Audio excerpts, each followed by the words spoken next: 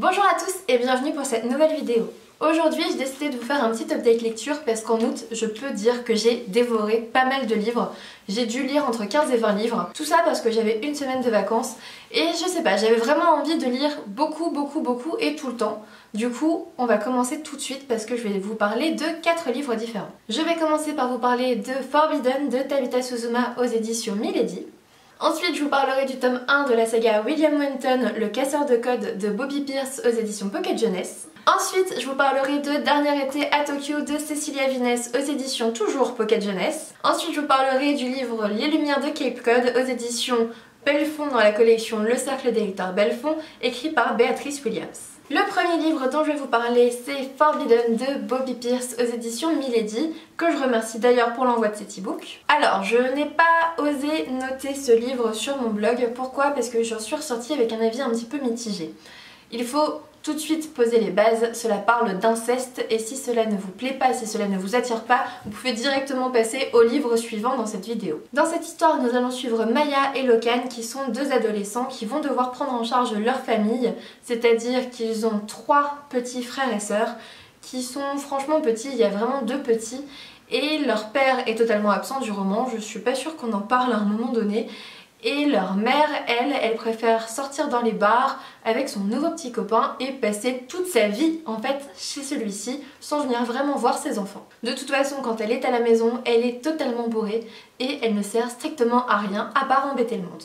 Comme vous l'aurez sûrement compris, on va en effet être au sein d'une famille totalement dysfonctionnelle avec 2 adolescents obligés d'endosser le rôle des parents. Devant l'inexistence même de ceci, il est plutôt compréhensible que le rôle des adolescents évolue pour être un petit peu comme des parents pour leurs frères et sœurs étant donné que personne n'est là pour s'en occuper à leur place. Du coup, le poids des responsabilités pèse sur leurs frêles épaules et ils vont finir par évoluer comme un petit couple au sein même de la fratrie qui doit s'occuper des tout petits. Ainsi, on va voir se développer une romance entre le frère et la sœur qui peut en dégoûter plus d'un, je suis totalement d'accord. Cependant, au niveau de l'évolution des rôles dans la famille, c'est plutôt très bien amené et psychologiquement, c'est très intéressant. En tout cas, la fin est clairement surprenante.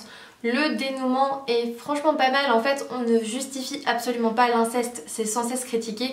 De là à parler d'amour fou, de folie, et c'est exactement ce que c'est par rapport au code actuel de notre société. Du coup, il était très difficile pour moi de noter ce roman parce que oui, en effet, je ressors avec un avis totalement mitigé. C'est pas un sujet que j'aime vraiment, mais en même temps, il était psychologiquement très bien amené.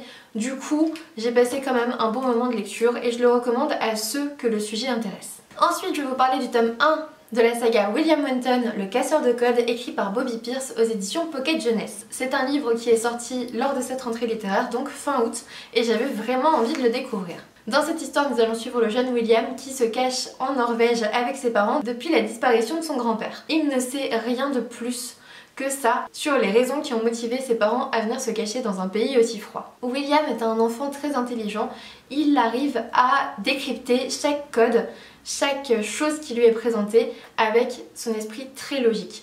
Du coup, lorsqu'il y a une exposition universelle en fait, une exposition du code qui n'a jamais pu être décodé par personne au monde, il va évidemment y aller et il va évidemment le décrypter. Du coup, il va attirer sur lui les yeux d'une grande institution, d'une grande organisation et c'est là que tout commence. J'ai plutôt bien aimé cette lecture qui est pleine de mystères, pleine de secrets, pleine de révélations et je ne me suis pas du tout ennuyée, il y a beaucoup d'action, beaucoup de secrets aussi pour la suite de la saga qui s'annonce vraiment prometteuse. Les personnages sont assez superficiels, il manque clairement de profondeur. Je ne me suis vraiment attachée à aucun d'entre eux parce qu'on n'allait pas assez loin dans leur personnalité et c'est le seul point un petit peu négatif de ce roman. Il est très court donc on n'avait pas forcément le temps de bien s'intégrer dans l'histoire. Cependant, je dois dire que j'ai vraiment bien aimé ce premier tome et j'ai hâte de lire la suite de la saga. Ensuite, j'ai lu le livre Dernier été à Tokyo de Cecilia Viness aux éditions Pocket Jeunesse. Dans cette histoire, nous allons suivre Sophia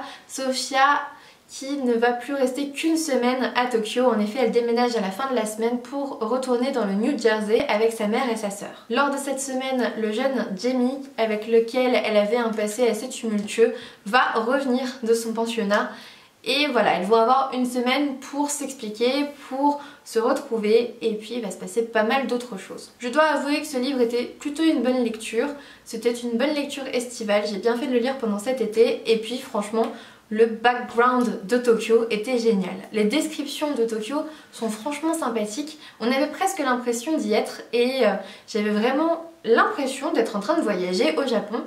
Ça m'a franchement donné envie d'y aller, je dois l'avouer. Sophia est une jeune fille plutôt sympathique, cependant elle m'a parfois agacée parce qu'elle a cette faculté de se victimiser tout le temps. Oui, elle déménage à la fin de la semaine, oui, c'est terrible, mais elle est tout le temps en train de se plaindre en fait. Elle est aussi assez impulsive, lorsqu'elle explose, ça part dans tous les sens, elle dit plein de paroles qui sortent de nulle part et elle se met mal avec tout le monde et c'est franchement dommage. La fin est assez prévisible et je m'attendais à autre chose, je pensais être un petit peu plus surprise.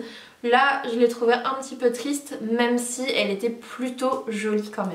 J'ai beaucoup aimé le personnage de Jamie qui était très gentil, très attentionné et à peu près le meilleur petit copain du Japon. J'ai plutôt bien aimé la famille de Sophia, sa mère est plutôt sympathique, sa grande sœur est très étrange, très excentrique d'un côté et en même temps elle la soutient tout le temps et c'est une chose que j'ai beaucoup aimée.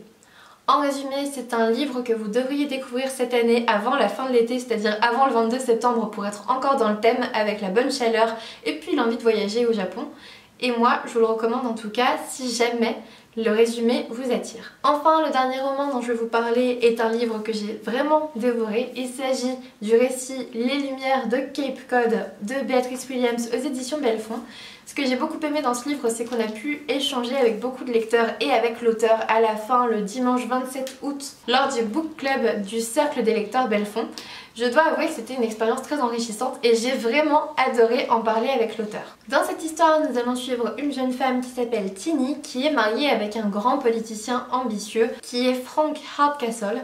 Alors, en gros, Tini va être dans l'une de ces prestigieuses familles qui ont de grandes ambitions, qui vont s'isoler l'été à Cape Cod, vous savez, ce lieu où tous les riches, tous les grands bourgeois de la société se réunissent l'été. Du coup, en effet, le cadre est idyllique, le cadre est vraiment luxueux et j'ai beaucoup aimé découvrir ça. Mais Tini est un petit peu coincée dans cette famille où elle est surtout là pour sourire et soutenir son mari, et puis rien d'autre en fait. On va découvrir dans cette histoire un mari négligent, une famille, ou en tout cas une belle famille très exigeante avec Tini qui va se voir un petit peu étouffée. Et puis la grande donnée importante de ce récit, c'est que le beau Caspian revient de la guerre du Vietnam. Alors avec une jambe en moins, mais quand même, Tini en était tombée amoureuse avant de se marier et vous vous doutez que de là va partir toute l'histoire. J'ai beaucoup aimé le dénouement, j'ai beaucoup aimé m'immiscer dans la vie de cette grande famille bourgeoise qui passe son été à Cape Cod.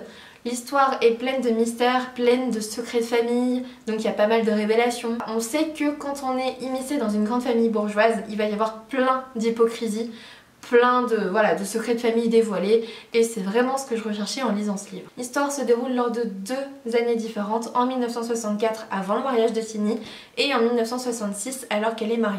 Du coup on va pouvoir faire un bon petit parallèle entre sa rencontre avec Caspian et le moment présent où elle est censée soutenir son mari de toutes ses forces. Son mari qui a pas mal de secrets d'ailleurs. Dans ce livre, Tini va vraiment évoluer et sortir de cette grande oppression qui était d'abord mise en place par sa mère, puis par sa belle famille. Enfin bref, Tini va bien évoluer et sortir de son cocon plus belle et plus forte que jamais. C'est un livre que je recommande à tous les amateurs de saga familiale, d'histoire familiale et puis aux amateurs de femmes fortes parce que là pour le coup, Tini a peut-être l'apparence fragile mais à l'intérieur se cache une femme d'un courage exceptionnel. Cette vidéo est maintenant terminée, j'espère que je vous aurai donné envie de lire ces livres parce que franchement ils ont tous été à leur manière une très bonne lecture pour moi. Si vous avez aimé cette vidéo, n'hésitez pas à vous abonner, à mettre un petit pouce bleu comme d'habitude ou un petit commentaire, ça fait toujours plaisir. Et moi je vous dis à bientôt pour une nouvelle vidéo.